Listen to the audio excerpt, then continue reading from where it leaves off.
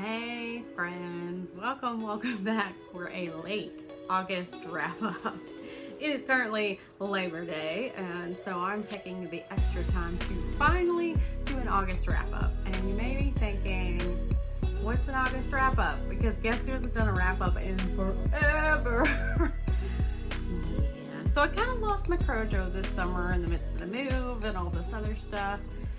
And all of a sudden it came back. So I have lots of fun things to report and a health update kind of towards the end and just a bunch of stuff. So let's get started.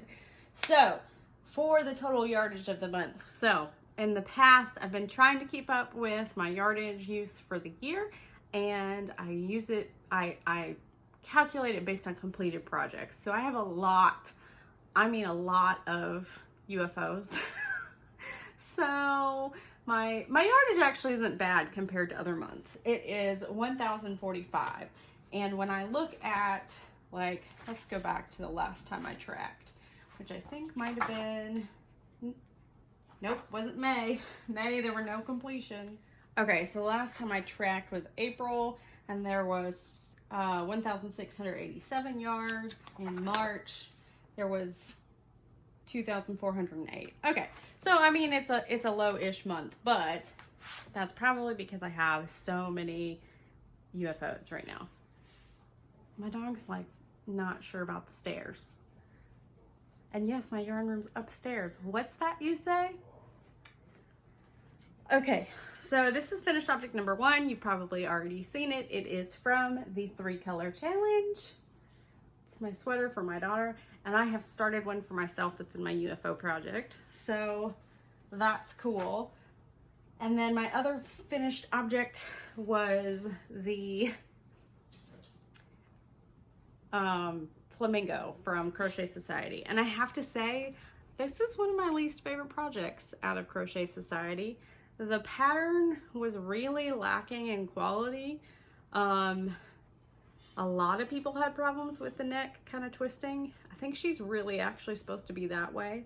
For a while it had, well, in the actual pattern, it called for a chain 1. So you would have had a seam up the neck, and a lot of people thought that was why it was twisting. The yarn was kind of a roving, and it was really, yeah. Anyway, I'm not a big fan of this project, my least favorite one, but it's done. So there's that. So those are my only finished objects, which, you know, it is what it is. Here's the bulk of what I did this month. So the first one is my Carpool Project, which has been what I've been doing since Sarah's been in school. However, part of the personal life update at the end of this video is going to include the fact that she's been out since Tuesday. Not because she's sick, but because I'll tell you later. So this is going to eventually be a cover for, it was going to be her Chromebook, but she's going to have to return her Chromebook. That's a long story. So it's probably going to go on my Mac.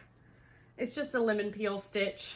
I think there's maybe 45 starting stitches, and I'm just going to seam it up the side. But it's staying in my car so that when I'm, you know, because like I'm out and about now. So I have things to do. So I keep a crochet project in my car. Yeah, it's pretty awesome. All right, so after I finished the wonderful crop sweater for the 3-color challenge for my daughter Sarah, I decided that I wanted to work on a sweater for myself because I just wanted to have one. I haven't made a long sleeve sweater for myself. If you remember last year, I did a 100% handmade Christmas. So I didn't keep hardly anything I made last year for myself. And I was like, I'm gonna work on a sweater. So I have this marble caked yarn. It's a Karen cake, and I'll show it to you in a second. And it's got different colors. So I thought I would do one of those like cocoon shrugs that you know, kind of has a medallion in the center and comes out. But something went really wrong, and I think it's me and not the pattern, but I just got too irritated, so I put it down. So I'll show you how far I got, and you can kind of see why I thought this was going to be a good pattern for this particular yarn. Because, so eventually that would be the center back, right? Well, something happened as I started to expand. Hang on, this is supposed to be, let me turn it so it's the way it's supposed to be for you. So look, okay, so that is supposed to like finish the rectangle, which it does, but if you, like, the proportion is off. So this edge is a lot longer than this edge, which you expect it to be for a rectangle, but then like the whole width of the sweater is gonna end up being super short, because like that only covers, you know, to there. Sorry for showing my chest. So I don't know if it's me, if it's the pattern, but I was like, forget this. That cropped sweater that I made Sarah was super easy, and I thoroughly enjoyed that pattern, and it went really quickly. So we'll determine what we're doing with this one later. My next finished object is out of a latte cake for moi. All right, so this is the same cropped sweater pattern in the size large with some size modifications for myself. And I color controlled because I'm anal retentive like that. So I still lack the ribbing around here and the ribbing underneath here. And yes, that looks like super duper cropped, but the ribbing is like an extra, I'll show you how wide the ribbing is. The ribbing is pretty darn wide at the bottom. So currently I'm trying to decide if I'm going to stretch this, because I have a lot of ends to bury, obviously. It is not quite long enough. And to get this color, I would have to rip into a whole nother brand new cake for about 4 inches worth of length to go around the bottom. So I'm thinking I may just stretch it and then like let the bubble happen, because that would be cute. But then I went and did the ribbing around the neck, which is actually shorter, and I can't exactly stretch this and not have it look wonky. So I think I'm gonna have to break into the third cake after all. But that's also the cool part about this cropped sweater is, even though the recommendations for yardage said 1,400 on the pattern, it really has only taken me 2 latte cakes. And I'm gonna have to, you know, break into just the smallest amount of this one. And in case you don't remember, latte cakes have 530 yards on them. So it really only took a little over 1,000 yards for what I currently have. So that's with color controlling. Yay. And if I hadn't color controlled, then I don't think I would have had to have broken into this cake, because I do have some pink left over, and I have some of like the lightest white color left over. So yeah, the color controlling is what's got me breaking into this cake. Let's see. What else did I work on? I feel like that's not everything, but it appears that it is from all the stuff that's around me. I guess because I also opened 2 Crochet Society boxes, and I'm getting ready to start on that. But I have not started on them yet. So we'll move on to acquisitions. Let's see, where did I put my, there it is. I saw these new cakes at Joann's. They were the Big Twist freelance cakes, and they have the most beautiful fall colors right now. I chose this one. It is in the color purple, red, orange, multi. And it has, let's see, how many yards? It has 150 grams, 206 yards on here. And it had, I love Big Twist for doing this. It has a little recommendation for how many balls you might need for a particular garment. But I would really like this to be kind of a longer duster sweater. So I got 5 of them instead of the 4 that it recommended for a sweater. So Betsy's going a little sweater crazy. Again, because I don't have much to like actually wear in my arsenal because I really haven't done garments that much. And the 2 sweaters that I did last year went to my mother and my mother-in-law for Christmas. The rest of my stuff has generally been either amigurumi or hats. I did a little bigger mug, like glove thing, mitten for my father-in-law. So it's time that Betsy gets some nice knit items for herself. And I did a sweater for Sarah. You know what? I should stop saying that I don't do garments because I've done more garments than I think I have. That's my 2nd sweater that I've done for Sarah. I did a short sleeve sweater for my mother-in-law for Christmas. I did a long sleeve sweater, a bag o' day pattern for my mom for Christmas. And I did a short sleeve pattern for myself. Where did that pattern come from? I don't remember, but it's on here from one of the videos from my mother-in-law's house. So I've done a fair share of garments now. I should stop saying I'm not a garment crocheter because it's not exactly true. Anyway, between that and I did get, I thought I brought it over here. Yeah, I did. I did get one of the Ogos in this color to eventually see how it does in my knitting machine. But I wanted to do a video on that because knitting machines are really particular in how the yarn feeds in it, whether or not the tension is okay. And I just haven't set that up to record yet. So I have not dug into that, but I do have one to hopefully show you some other time. And that's like it for the world of crochet. Now, another super exciting thing that happened in life is I just all of a sudden started feeling better. Okay, it's not all of a sudden. I think it's been over the course of a couple months. And one of the most exciting things that happened to keep me more mobile is I got an IV pump. So if you have watched my Crochet Society Box 26 video, you heard something beep and I said, oh, my infusion's done. I got a pump so that I am no longer hooked up to a pole 3 times a week for 4 hours. So I can, like, you know, go pick up my kid even if it's a hydration day, which is another long story.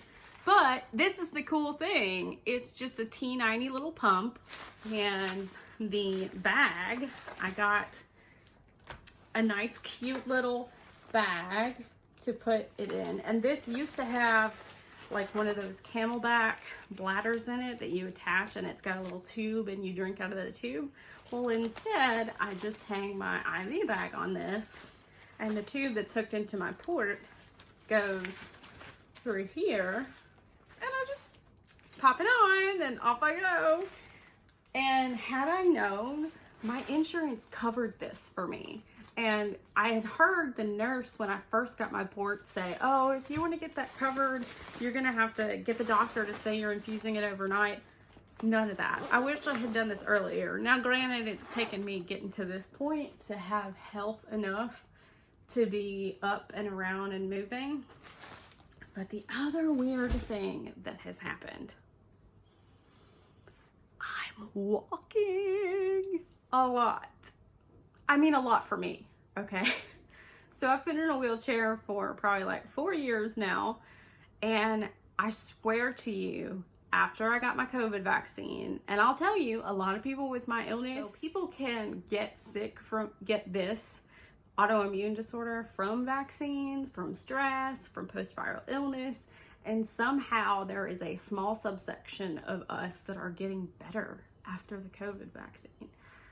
Like super small. There's not a real scientific study that's saying why it's happening. And you know, honestly, I feel like those of us that get this type of illness probably have some sort of disposition that we were going to get it, if not from a vaccine, if not from post-viral illness, if not from some sort of stressful situation.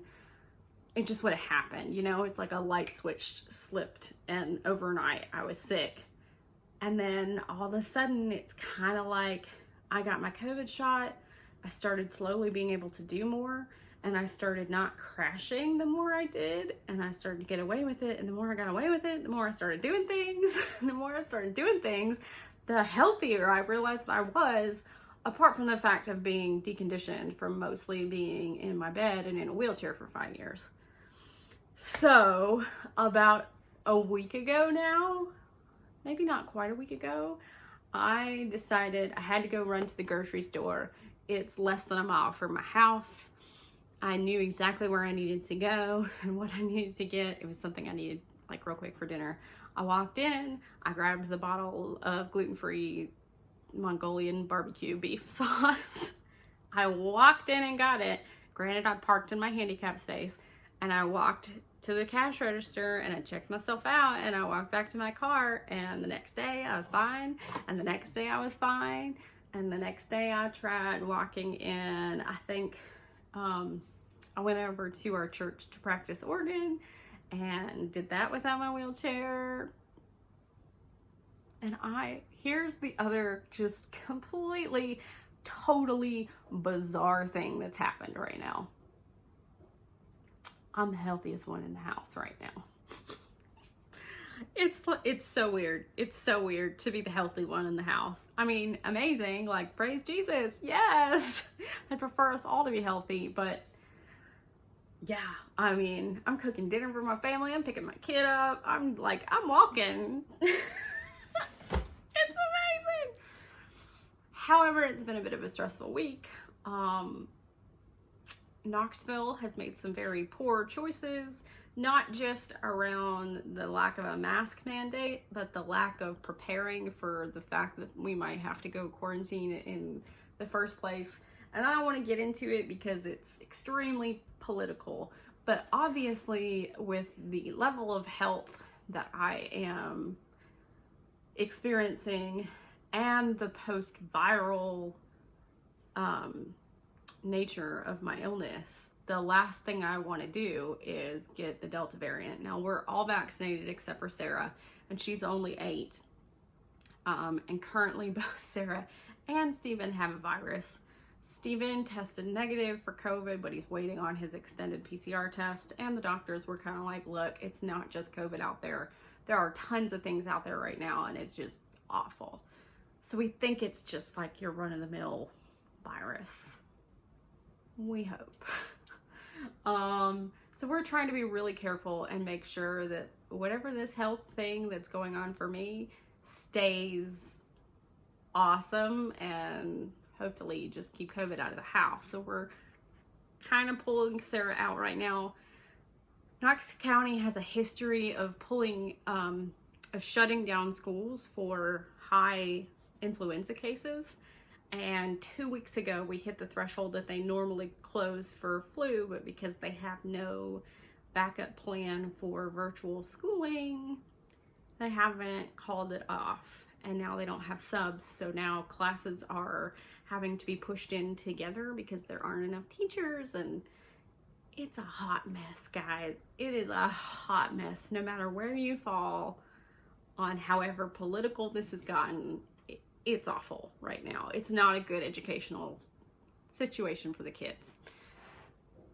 Any way you slice it. So we're trying to get Sarah into a private school, but that's a big process, and it's been taking a long time, and she's out and we're homeschooling her, and we're just trying to make life work. So I think part of my crochet productivity is straight up me coping with life right now.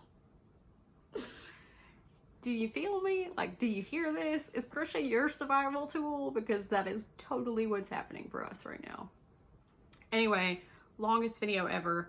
If you've stayed listening to this life update part, thank you for one, for caring to even hear. And for two, I hope you guys are staying safe and doing what you feel you need to do for your kids and your family.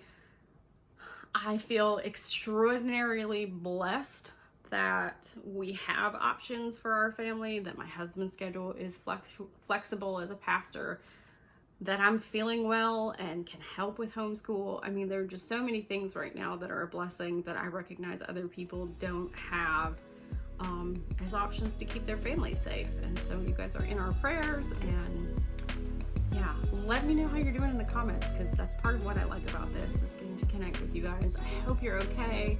I'm sending you all kinds of prayers and blessings, and I will catch up with you on the next edition of M.E. My Hook and Die.